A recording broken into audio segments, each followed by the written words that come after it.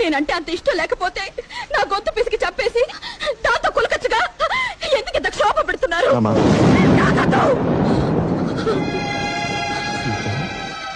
మనసు ఎలాగో చచ్చిపోయింది. మనిషిని చావకుండా ఉండాలంటే మీరు నన్ను తాకొద్దు.